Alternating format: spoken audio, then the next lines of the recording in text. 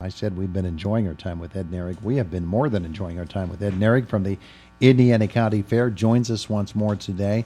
Ed, good morning. Good morning, Todd. Good to have you back with us today.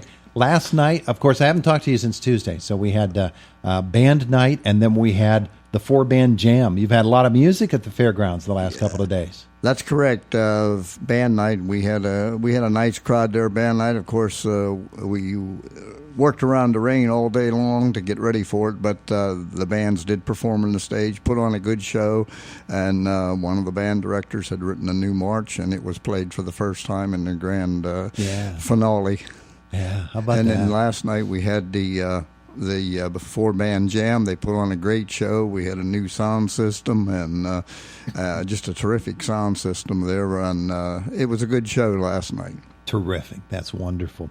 Now, I don't think that anybody really thought that this night would become as big as it's become, but the Cheerleading Expo night is really huge now, isn't it? That's correct, and I can't remember how many years we've had it, but it goes back. Going back to the beginning, I can remember how it started. Bernie Smith said to me, "Why don't you have a cheerleader night?" He said, "All these young girls and boys that girls at that time were cheerleaders," and he said, "Get a hold of some of the school board members and see if you can't put something together like that." Well, a year or two later, I'd contacted a few of them and.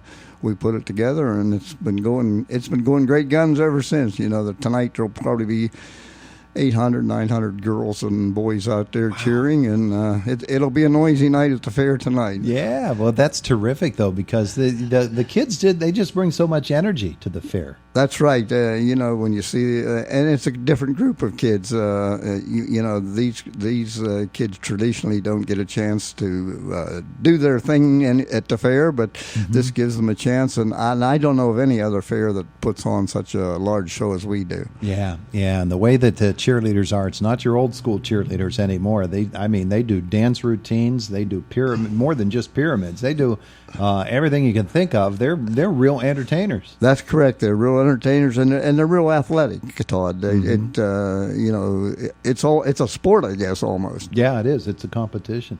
So 6:00 tonight for that, right? That's correct. Starts at 6 this evening. What else is going on in the fairgrounds? Well, we have our usual free acts and so on, and today the beef judging is going on. There's a horse show going on today, and we're winding down the judging. Tomorrow there will be an open horse show, and that'll be it for the judging. At this year's fair. And the cheese auction is tonight? The cheese auction will be tonight. Premier showmanship before that, followed by the cheese auction, and then the milk chugging contest. Yeah. And we're looking forward to everybody coming out with their wallet and raising their hand and supporting the kids. So milk chugging contest, is it whole milk? It is a variety of milk. I'm not sure you know what all you're getting until you step up to the plate. But it's a lot of fun. Yeah, it is. They really have fun with it. And that, of course, tonight and today at the fair, one of the last 3 days. You've still got Friday and Saturday. You've got a big weekend planned. That's correct. On Friday, excuse me, of course, we'll have the livestock auction tomorrow night, and then the smoke and the noise, as I call it, the big tractors. These tractors, many of them are pulling for points. Saturday night, they'll be in Canton, Ohio for the national competition. Yeah. And so there's some really good tractors coming tomorrow night. And trucks, semis. And then on Saturday we'll have our demo derby starting at 12 o'clock, and then in the evening we'll have the semi trucks, the over-the-road trucks, some 4x4 pools, and we'll wind up with that pool on Saturday evening. People really get into it, don't they? That's correct. They like to pull their vehicles. Yeah, and just a couple of days left to enjoy everything at the fair, and we really need to emphasize that people should get over there and see it. My wife went yesterday, and she came home and she said, "I don't think I've ever seen that many tractors at the Indiana County Fair or any fair around these parts." She really liked that. And then they went up on the hill, and that's the real hidden gem there, going up on the hill and seeing what's inside the picnic building, because she said the train show was spectacular. That's correct. If people just start at the picnic shelter and walk down around there, they'll be amazed at the amount of antiques and the quality of the antiques. Oh. And also inside the building, as you mentioned, some of those are in competition and some of them are just for display. But I was up there last night and looked around, and I don't think that building has ever looked any better than it does this year. Oh, yeah. So when you get to the fairgrounds, boys and girls, make sure you it's just a little hike up over the hill to the picnic building, and it's well worth the trip. That's correct. And we put some benches out along the walk. You can take a rest on the way up. And also in the evenings, the Victorian Circus is performing right on the ball field on the way up. So you can take a break and look at their show. There you go. That's a good idea. That's a good show, the Victoria Circus. That's the one with the high wire and the big steel cage for the motorcycle. You said the other day that they actually put on a different show every night, huh? That's correct. They have two different shows that they put on, and they kind of alternate. They change their show. They're not all the same as they go through their routine. Yeah, good stuff. The rides, of course, have been going all week long, and people will be taking advantage of that. That's correct. The rides are running, and there was a lot of activity over in that area last night.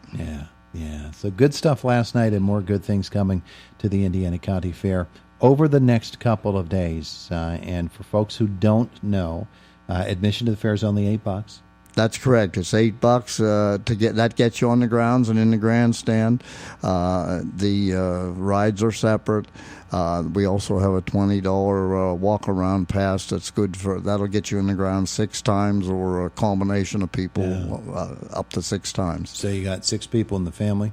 That's correct. One $20 pass going to get you all. That's correct. That's the walk-around pass. Save you a few bucks. You can still get something to eat. There you go. That's a good plan. I mean, there are people that plan their we said earlier, they plan their reunions, they plan their meals there, and they can get something different every night. That's correct. There probably aren't enough weeks and days in the week to get something different. There's so many varieties, even frog legs.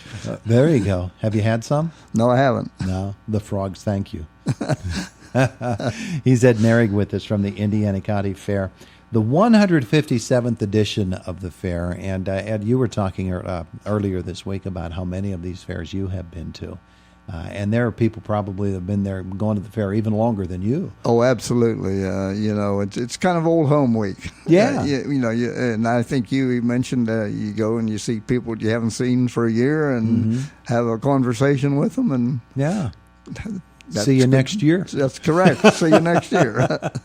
But and you remember, because you as a kid, you were showing animals at the fair, how important it is to them. For folks who aren't aware, these 4-H kids work so hard on their animals, and those animals, they will be up for auction tomorrow. People can buy them. That's correct. Fill up their freezer. That's correct. They can lay in their winter supply of meat. Yeah, that's maybe people don't consider that, but that's a really, really good way to not only fill up your freezer and feed your family over the winter, but really help and reward a kid for all of that hard work, boys and girls both. That's correct. Yeah. That's what it's all about. Yeah. Now that's happening in the show arena. What time does it start tomorrow? In the swine arena, I believe it starts at 5 o'clock tomorrow night. Oh, yeah. Oh, there it is on the sheet. Yeah, 5 o'clock, the Junior Livestock Show. Saturday, of course, it's the last day of the fair, and all of the things that we've been talking about are a part of it. The Demolition Derby at 12 o'clock means there's going to be extra activity on the fairgrounds, on the grandstand, all the way from noon until the fair closes at nighttime. That's correct. Actually, your one admission tomorrow will get you 2 shows in front of the grandstand, the Demo Derby and the Truck Pull in the evening. It's good for both shows, and so you can just get more value tomorrow or Saturday if you're interested in those kind of shows. There you go. Cheerleading Expo tonight, the tractor pulling tomorrow, and the big semis and the big rig semis, and then Saturday. You've got the Demolition Derby at noon. At 7 o'clock, you've got the stock semis, the triaxle dump and open gas, the open diesel, the 4x4 pull. A lot of people pulling the sled this weekend, huh? That's correct. The sleds will be busy. Ed, thank you so much for not only today, but for all week and going back to last week, telling us about the Indiana County Fair. What a great time, huh? Thank you, Todd. Appreciate you having us in. It is our pleasure. It is the voice of Indiana County, WCCS